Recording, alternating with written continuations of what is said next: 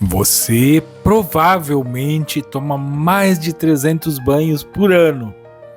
Ao longo da vida, serão milhares e milhares de encontros com a água. E talvez a maioria deles aconteça quase no piloto automático.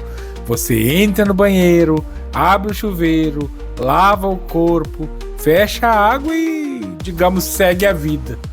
Mas existe uma pergunta que me acompanha há muito tempo. Será que o banho serve apenas para nos limpar?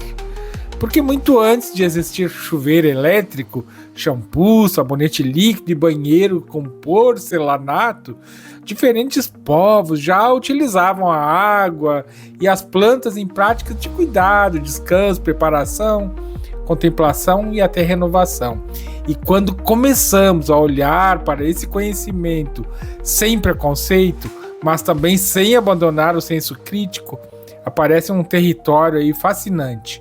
Água, temperatura, plantas, aromas, respiração, silêncio, presença, intenção.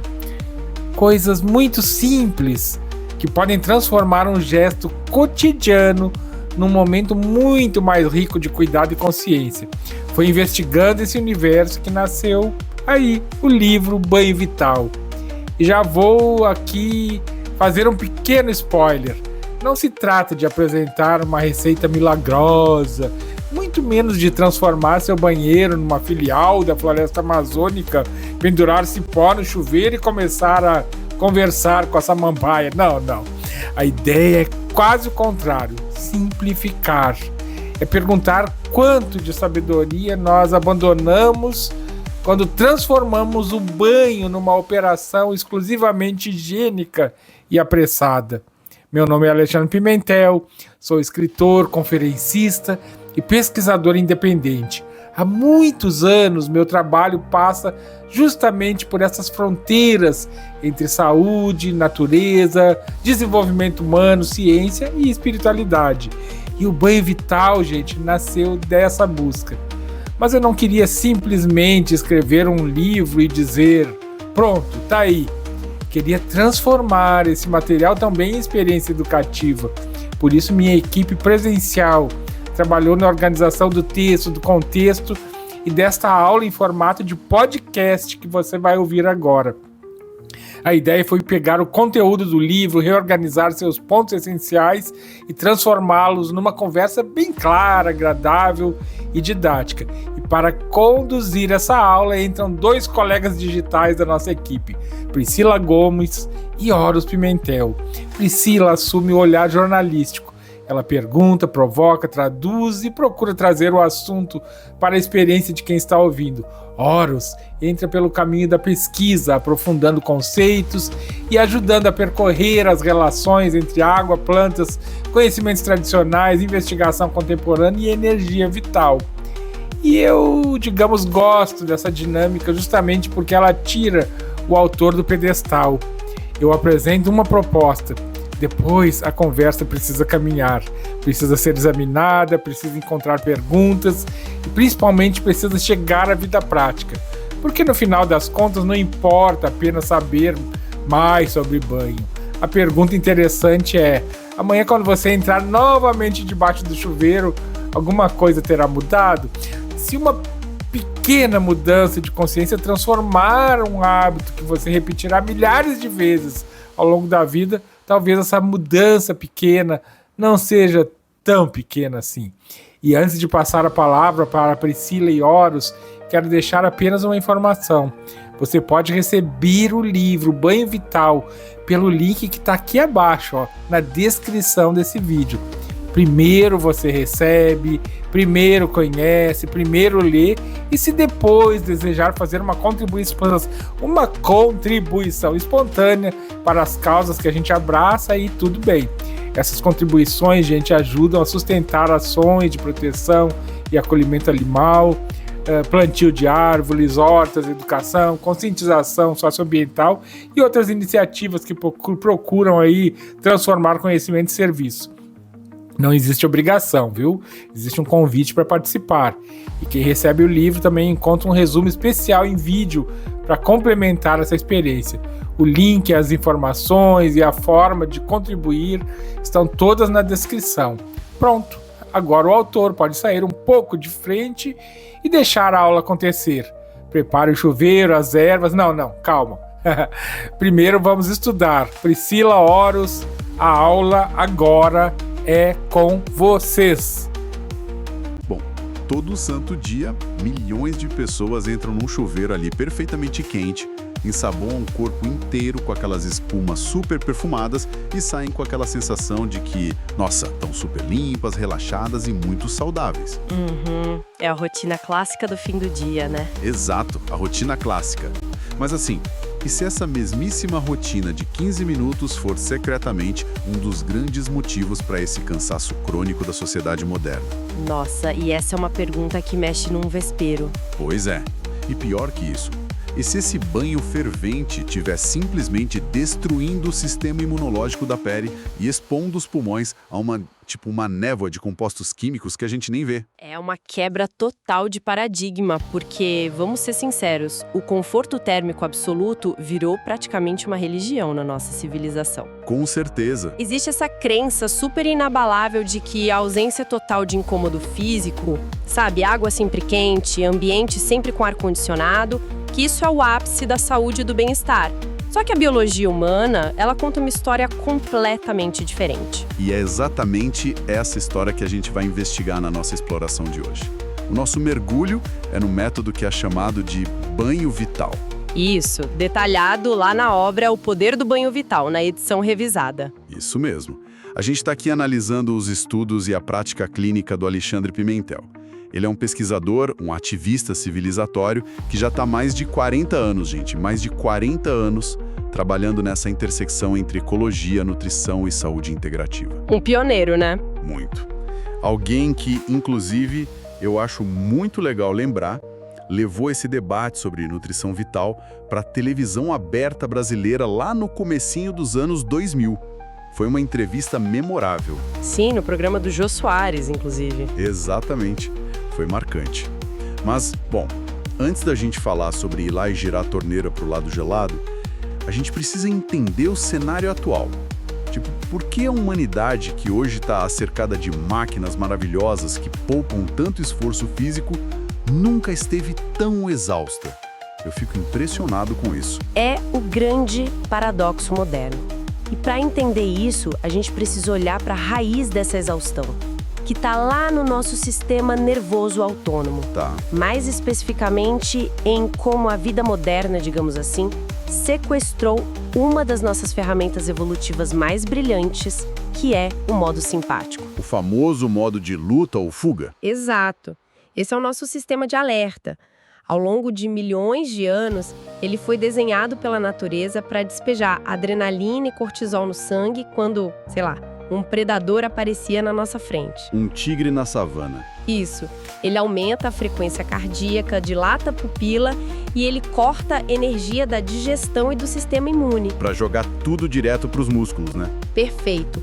O objetivo era muito simples. Era correr, sobreviver e logo em seguida descansar. O perigo tinha começo, meio e fim. A questão é que hoje, o predador mudou de endereço. Uhum. Eu sempre penso nisso. Aquele tigre que antes estava na savana, hoje ele cabe no bolso de todo mundo. Ele está ali todo dia, disfarçado de notificação de celular, de boleto vencendo, daqueles prazos apertadíssimos no trabalho e naquele engarrafamento interminável. É bem por aí. E o mais louco, eu diria, é que o nosso cérebro primitivo, ele não sabe a diferença. Ele não sabe distinguir um urso faminto de um e-mail urgente do chefe às 11 da noite. O corpo reage quimicamente do mesmo jeito. Nossa, é muito verdade isso. E aí o problema crônico não é o estresse em si, porque o estresse, ele é um mecanismo vital. Sem ele, a gente não levanta da cama. Exato. O que está aniquilando a energia vital das pessoas é a absoluta incapacidade de retornar para o estado de equilíbrio. A grande falha moderna é a falta de alternância. O modo simpático fica ali, ativado ininterruptamente. O estressor moderno, ele nunca vai embora. Ele vai para a cama junto com o indivíduo. Pensando por esse lado, eu gosto muito de fazer uma analogia. É tipo comparar a nossa biologia a um motor de carro, sabe? faz todo sentido você ter um acelerador super potente, que seria esse modo simpático de sobrevivência que você explicou. Sim. E faz muito sentido ter um freio eficiente, que é o modo parasimpático. Aquele que foca na recuperação celular, na digestão, no repouso profundo. A tragédia da nossa sociedade, eu diria, é que parece que colaram o pé no acelerador, travaram o pedal lá no fundo e esqueceram que um motor rodando no limite, sem trocar de marcha, uma hora funde. Funde. Inevitavelmente funde. E o resultado é essa ironia que a gente vê nas ruas, sabe? Populações inteiras cansadas demais para conseguir viver com qualidade, mas ao mesmo tempo tão ligadas e tão ansiosas que não conseguem simplesmente fechar o olho e descansar de verdade. E é aí, bem nesse ponto, que entra um conceito biológico fundamental que a obra explora muito, chamado hormese. Em termos muito simples, para quem está ouvindo a gente, a hormese é a ideia de que um estresse curto, um estresse agudo, e na dose certa, ele não enfraquece o organismo, ele na verdade fortalece. Como ir para academia puxar ferro. É a melhor comparação. Você levanta peso, o esforço causa ali microlesões nas fibras do músculo, o que não deixa de ser um estresse para o corpo. Mas em resposta a esse estresse temporário, o corpo reconstrói o músculo e deixa ele ainda mais forte. Então o cortisol não é o vilão com capa preta da história. O vilão é a falta do descanso, né? A falta dessa fase de adaptação. Exatamente. A vitalidade humana ela depende puramente de contraste. Atividade, repouso, contração e expansão. E é exatamente essa lógica, a lógica do contraste, que o banho vital pega e leva para dentro do box do banheiro. Tá, mas espera aí, deixa eu fazer o papel do advogado do diabo aqui, porque eu sou meio cético com algumas coisas. Pode fazer. Se a vida moderna já é incrivelmente estressante por padrão, se a pessoa já chega em casa completamente esgotada mentalmente, o banho quente não seria justamente o freio? Tipo, o momento de ativar esse sistema parasimpático para finalmente relaxar? Como é que, sei lá, adicionar o estresse de uma água gelada vai ajudar alguém que já está vivendo no próprio limite? É uma ótima pergunta e essa é, na verdade, a grande armadilha do conforto. Eu entendo perfeitamente esse pensamento. Acontece que o banho puramente quente, ele relaxa a musculatura superficial. Sim, é verdade. Só que ele também gera uma vasodilatação passiva e muito prolongada. Que dá aquela moleza. Isso. Pode baixar a pressão, induzir um estado de letargia, de preguiça e não de uma recuperação verdadeira sistêmica. Já quando a gente introduz a alternância térmica, porque o método não é só água fria, tá? Ele propõe ciclos controlados de água fria e quente. Ah, interessante. Quando a gente faz isso, a gente cria o que o autor chama de ginástica vascular. Pensa bem, quando a água fria bate na pele, o corpo reage de forma instantânea com a vasoconstrição. Os vasos sanguíneos ali da superfície se fecham. Se contraem agressivamente. Isso serve para preservar o calor nos órgãos vitais, lá no centro do corpo. O sangue é meio que espremido para dentro. E aí, quando a água quente volta logo depois, acontece a vasodilatação. E o sangue flui todo de volta para a periferia da pele. Nossa, é praticamente uma bomba natural, né? Ao invés de deixar aquele sangue estagnado e a pressão baixa, essa variação de temperatura meio que força as veias e as artérias a trabalharem. Cria um fluxo vigoroso mesmo, de sangue oxigenado pelo corpo inteiro. Precisamente. E mais do que a parte física, esse é um estresse voluntário e, acima de tudo, gerenciável. Quando a pessoa escolhe passar por esse contraste térmico ali no chuveiro, ela está literalmente treinando o sistema nervoso dela a sair de uma zona de conforto. Treinando para lidar com o choque. Exato, lidar com o choque rápido, se adaptar e retomar o controle. É um ensaio clínico e controlado de resiliência. E a ciência hoje já mostra que essa prática modula o sistema imunológico de um jeito incrível e otimiza toda a nossa resposta metabólica. Tá, mas agora eu acho que a gente precisa tocar num ponto que domina as redes sociais hoje em dia. A gente vê direto uma febre gigantesca de influenciadores postando vídeo mergulhando naquelas banheiras lotadas de blocos de gelo. Ah, os famosos banhos de gelo. Pois é, a água ali é quase 0 grau. E a internet faz parecer que, bom, se você não estiver ali quase enfrentando um risco de hipotermia, não tem benefício nenhum. Isso tem algum fundamento fisiológico real ou é só aquela vaidade estética para gerar umas fotos heróicas de superação pro Instagram? Eu fico impressionada com quanto o livro do Alexandre Pimentel é cirúrgico ao criticar exatamente essa espetacularização. Porque assim, a biologia não fica distribuindo medalha por bravura térmica. Boa, é verdade. Esse mito do heroísmo extremo, de que tem que doer para funcionar, isso é um desserviço profundo para a saúde integrativa. O objetivo do banho vital não é, de jeito nenhum, vencer uma batalha contra o chuveiro ou bater recorde de aguentador e muito menos fazer com que pessoas normais tentem agir como, sei lá, legionários romanos atravessando os Alpes de cueca. Mas a galera tenta, né? Tentam e se frustram ou se machucam. O objetivo real é a adaptação que seja perceptível. A água fria, ela só precisa ser fria o suficiente para gerar esse reflexo da vasoconstrição que a gente falou, para gerar uma resposta do sistema nervoso. E a quente precisa ser quente o suficiente para marcar a diferença. Só isso. Não precisa ser extremo. Não, porque submeter o organismo a extremos absolutos tipo 0 grau, do nada, muitas vezes gera um estresse oxidativo gigantesco. Um estresse que ultrapassa a nossa capacidade de recuperação. Aí vira um trauma fisiológico e não um treinamento. Certo, entendi. Então vamos ser bem práticos aqui. Como é que toda essa teoria se transforma na prática do dia a dia? Porque o autor propõe o tal do protocolo dos 11 minutos, certo? Sendo muito honesto, a ideia de ficar lá no banho, pelado, girando o registro pra lá e pra cá durante muito tempo parece exaustivo. E um belo convite para escorregar e cair no box do banheiro às 6 da manhã. Olha, a beleza e a simplicidade do método é justamente o que torna ele tão sustentável no longo prazo. Você não precisa de nenhum equipamento especial, não precisa de timer complexo. O protocolo total leva exatos 11 minutos. Nem mais, nem menos. Tá, e como é a divisão disso? São 6 ciclos de água fria e 5 ciclos de água quente, sempre intercalados. E cada ciclo dura aproximadamente ali 1 minutinho. E tem uma regra fundamental. Que não pode quebrar de jeito nenhum. Que não pode ser quebrada em hipótese alguma. A estrutura ímpar, o banho obrigatoriamente começa no frio e termina no frio. Olha, eu tenho certeza absoluta de que muita gente que está ouvindo a gente agora arregalou o olho. Porque eu também fiquei de cara.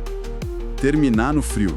Justo no 11º minuto, quando o corpo já estava ali aproveitando super água quentinha do ciclo anterior. O pessoal reclama disso. Isso não significa sair do banheiro meio que tremendo de frio e odiando toda a experiência. É uma resistência super comum de ouvir. Mas tem uma lógica neurológica por trás que é simplesmente impecável. Se o banho terminasse na fase quente, pensa comigo, a vasodilatação superficial ia continuar acontecendo. Faz sentido. Aí a pessoa desliga o chuveiro, sai do box e o corpo começaria a perder muito calor rapidamente para o ambiente. Aí ia bater aquela sensação de moleza, aquela sonolência que a gente comentou antes. Certo, a pessoa ia sair meio grogue do banho. Isso, agora quando você termina com 1 minuto de água fria, acontece uma descarga super aguda de noradrenalina no cérebro, os vasos da pele se contraem e o que eles fazem? Eles selam o calor lá no centro do corpo, nos órgãos, a sua respiração se aprofunda naturalmente. Se dá aquela despertada. Exatamente. O sistema nervoso recebe uma mensagem que é inconfundível. O desafio foi superado, nós estamos acordados, super focados e prontos para qualquer ação. É exatamente essa a chave da energia vital que o livro promete. O vigor que permanece com você durante o dia inteiro vem desse último minuto gelado. Tem outro detalhe fascinante que foi mencionado sobre esse processo, que é a questão da respiração. Porque, convenhamos, a reação instintiva imediata de qualquer ser humano quando a água fria bate nas costas é trancar o ar nos pulmões, né? Sim, dá aquele suspiro e prender. Você tensiona o ombro todo ou começa a respirar curtinho e ofegante, meio que num micropânico ali. E o livro avisa que o grande segredo para dominar o processo é justamente dominar esse reflexo.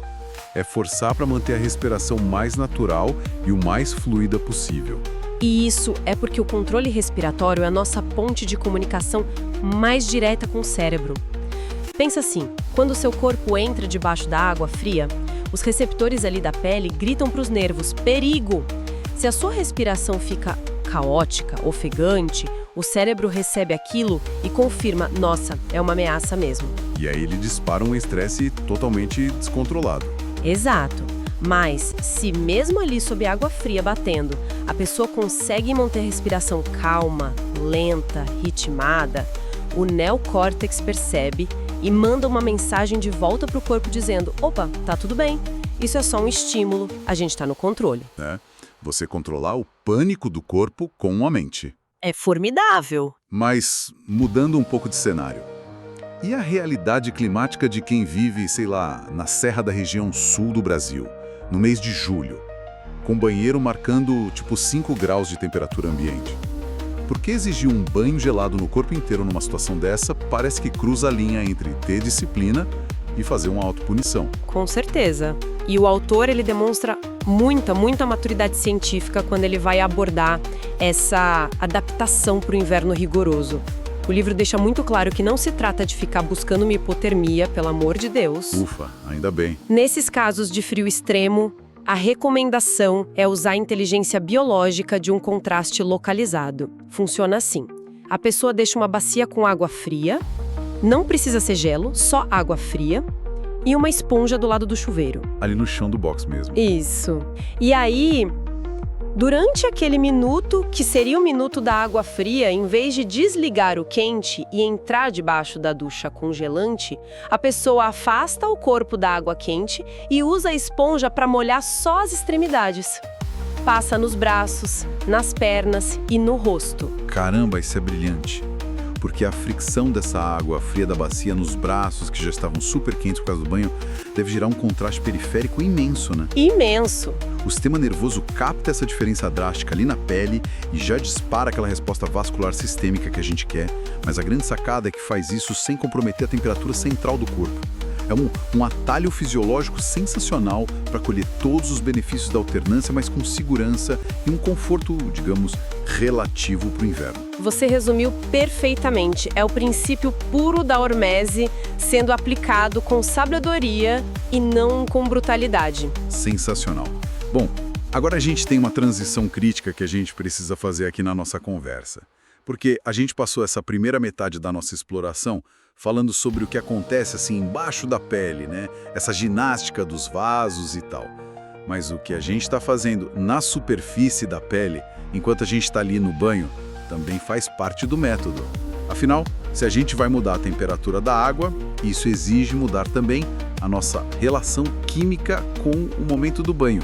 O livro defende uma coisa bem forte, uma verdadeira revolução da higiene.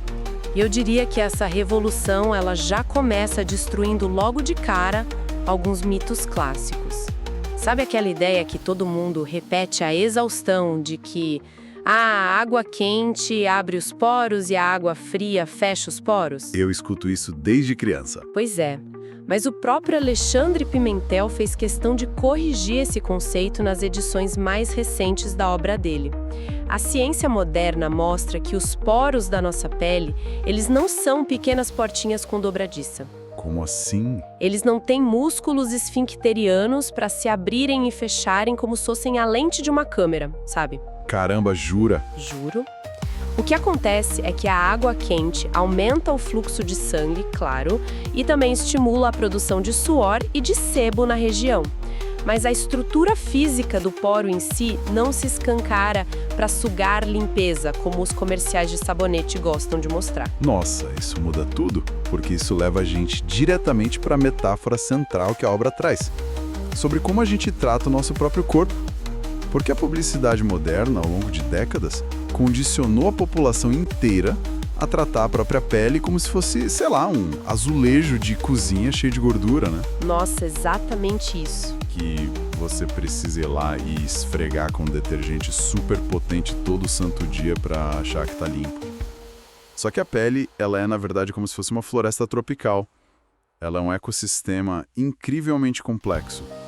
É um microbioma gigantesco que é todo repleto de bactérias boas, de fungos que vivem em simbiose com a gente e de uma barreira ácida natural. O famoso manto hidrolipídico. Isso. E esse manto atua como a nossa primeiríssima linha de defesa imunológica contra o mundo lá fora. E essa sua analogia com a floresta tropical, ela é perfeita para entender o impacto dos nossos hábitos. Porque quando a gente toma banhos muito prolongados, em altas temperaturas, e ainda por cima esfrega aqueles sabonetes altamente alcalinos que são super agressivos no corpo inteirinho, a gente está essencialmente jogando napalm nessa floresta. Uma bomba atômica nas bactérias. A gente destrói completamente a flora microbiana saudável e varre e rala abaixo toda a oleosidade natural, que é justamente o que protege a pele contra infecções, alergias e inflamações. E olha a ironia da nossa sociedade de consumo. A coisa chega ao ápice aqui. Porque as pessoas usam esses produtos fortíssimos, super agressivos no banho, para alcançar uma sensação de que a pele está rangendo de limpa. Que, na verdade, é só a sensação de uma pele totalmente ressecada e agredida. Sim, aquela pele repuxando. Aí, 5 minutos depois de sair do chuveiro, com a pele repuxando, a pessoa vai lá e gasta uma pequena fortuna naqueles cremes hidratantes hiperartificiais, cheios de petroquímicos, para tentar devolver de um jeito totalmente sintético a barreira que ela acabou de destruir e mandar embora pela tubulação. É uma loucura. É um ciclo de consumo completamente irracional. E biologicamente falando, muito insustentável. O autor ele propõe um uso muito mais racional e eu diria até ecológico do sabonete. Porque sob essa ótica de saúde integrativa, a higienização química pesada e diária, ela deveria focar só em áreas glandulares. Áreas que suam mais. Isso, aquelas dobras físicas que realmente acabam produzindo um odor mais forte porque o suor decompõe ali. Então, axilas, os pés, as virilhas. O restante do corpo, tipo braços, as pernas, as costas, ele fica perfeitamente limpo só com o fluxo da água corrente. E no máximo a fricção mecânica suave das nossas mãos, sem sabão. Só passando a mão mesmo. Porque declarar guerra bacteriológica contra a pele do próprio braço todos os dias, esfregando bucha com sabonete agressivo, é, segundo a obra, um absurdo do ponto de vista evolutivo. E ainda tem toda a questão do odor, né? Essa obsessão super moderna por cheiros industriais. O marketing, de alguma forma, conseguiu convencer multidões de que estar limpo é exalar um aroma radioativo de tipo brisa tropical ou oceano selvagem o dia inteiro. O cheiro de limpeza. Exato. E o que a gente faz? A gente vai lá e mata as bactérias boas que consumiriam o nosso suor de forma natural, a gente cria um deserto na nossa própria pele, e aí adivinha, as bactérias ruins, as bactérias oportunistas, que são as verdadeiras causadoras do mau cheiro crônico, elas encontram um espaço livre e tomam conta do pedaço todo. É a própria higiene excessiva fabricando o problema que ela jura que vai resolver. É fascinante, de um jeito meio triste, mas fascinante. E tem mais, né? Tudo isso, toda essa carga de química pesada que a gente passa no corpo, ela desce pelo ralo. Direto para o meio ambiente. Ele nos lembra que a saúde pessoal, ela é inseparável da saúde ambiental. O que acaba nos adoecendo ali no microcosmo fechado do banheiro é o que polui o macrocosmo do nosso planeta inteiro. Falando nisso, falando no que desce pelo ralo, a gente precisa encarar um assunto meio espinhoso, que é o grande elefante escondido nas tubulações da cidade, que é a própria água em si. A água que chega na nossa torneira. Isso. Porque a gente já resolveu a parte da temperatura com o protocolo dos 11 minutos, a gente descartou os sabonetes agressivos, mas e a matéria-prima do banho? As águas encanadas?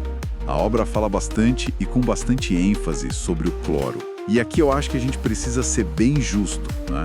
Fazer uma ressalva importante. Claro. O cloro prestou um serviço histórico que é indiscutível para a humanidade. Ele eliminou epidemias terríveis, tipo de cólera e de febre tifoide. Ele basicamente garantiu a viabilidade de existirem as grandes metrópoles. Se não fosse o cloro, a gente não viveria em cidades de milhões de habitantes. Mas não dá para ignorar que o cloro é uma substância quimicamente projetada para aniquilar a vida microscópica. Com certeza. E a história não nos deixa esquecer do potencial brutal dessa substância. Lá na Primeira Guerra Mundial, formas super concentradas de gás cloro foram usadas literalmente como armas químicas nos campos de batalha para sufocar os soldados. É um histórico pesado. Muito. Obviamente, a gente tem que deixar claro que a dosagem que sai da nossa torneira hoje é infimamente menor. É controlada, mas a biologia molecular mostra que o cloro não é de forma alguma uma substância inerte. E o problema crônico que o livro aponta nem é apenas o cloro residual livre que fica na água. O buraco é mais embaixo. O problema real é o que acontece no longo caminho entre a estação de tratamento da cidade e o cano da nossa casa. E é aqui que a química do negócio começa a ficar meio preocupante, né? Exato. Porque quando esse cloro viaja por quilômetros e quilômetros de tubulações, muitas vezes antigas, ele reage com a matéria orgânica natural que está ali presente na água. Tipo resquício de alga, folhas. Isso, micro-organismos e tal. E essa reação química acaba gerando o que os cientistas chamam de subprodutos da desinfecção. Os mais documentados nesses estudos são os trialometanos, e o clorofórmio é o exemplo clássico que todo mundo já ouviu falar. Essas substâncias, além de serem tóxicas a longo prazo, elas são extremamente voláteis. E aí a gente volta para a questão chave da temperatura da água. Pois é. Porque pensa bem, se eu vou lá na cozinha e bebo um copo de água fria da torneira que contém esses subprodutos aí, o meu sistema digestivo, o meu fígado, eles vão entrar em ação e atuar como um filtro primário, tentando neutralizar grande parte dessas toxinas antes de dar problema, certo? Certo, o corpo tem mecanismos para lidar com a ingestão. Mas no banho quente, a dinâmica muda completamente. A água sai lá do chuveiro, fragmentada em milhares, talvez milhões de microgotículas. E o que isso faz? Isso multiplica exponencialmente a superfície de contato dessa água com o ar em volta. E aí, num banheiro todo fechado, essa água super quente evapora muito rápido e transforma esses trialometanos num gás invisível. E o risco multiplica, mas multiplica feio, porque nesse ambiente todo fechado, cheio de vapor condensado no espelho, a gente está inalando esses compostos. Eles vão profundamente para dentro dos nossos pulmões. E não tem o filtro do fígado. Não tem. Diferente do estômago, os alvéolos do pulmão transferem o que eles recebem ali no ar direto para nossa corrente sanguínea, sem essa barreira protetora. E, além da inalação, o próprio autor lembra que a pele inteira, que nesse momento está úmida, aquecida e com os vasos dilatados, ela atua como se fosse uma esponja gigante absorvendo essas substâncias voláteis para o corpo. Caramba, é um cenário complexo. Mas assim, vamos trazer isso um pouco para a realidade do dia a dia da população. Se a pessoa, quem está ouvindo a gente, mora no 10º andar de um prédio, sei lá, no meio de São Paulo, do Rio de Janeiro, essa pessoa não tem como, cavar um poço artesiano na varanda do apartamento. Não, impossível. Ela é refém da água que a concessionária manda. Então, a primeira reação de alguém que escuta uma informação dessa é perguntar, tá, mas o limite legal que o governo estabelece para o uso do cloro e para a presença desses subprodutos, isso não é garantia suficiente de que a gente está seguro tomando banho? Então, o livro do Alexandre Pimentel, ele propõe um senso crítico muito, mas muito apurado sobre essas regulações públicas. A grande reflexão é que o limite legal de uma portaria do governo não é a fronteira absoluta da ciência biológica. Como assim? Explica melhor. A legislação, ela reflete aquilo que é tecnologicamente viável e financeiramente suportável para uma cidade grande conseguir distribuir água sem causar um surto infeccioso agudo de doenças hoje, amanhã. O objetivo deles é não deixar a galera ter cólera. Exato, é evitar a crise sanitária imediata. Mas isso não garante, de forma alguma, a inocuidade biológica, a segurança absoluta a longo prazo frente às exposições crônicas, todo dia inalando um pouquinho no banho, especialmente naquele impacto mais sutil, sabe, que essas substâncias causam na microbiota da pele, no aumento dos níveis de inflamação. A ciência descobre os novos efeitos tóxicos rápido, mas as leis, elas demoram décadas para se atualizarem. Eu entendi perfeitamente. Quer dizer, a atitude inteligente para o cidadão comum não é entrar em pânico, mas sim ter precaução por conta própria. Isso, precaução ativa. E quais são as defesas práticas contra isso que a gente pode fazer hoje? Eu sei que o autor menciona o uso de filtros de chuveiro, né?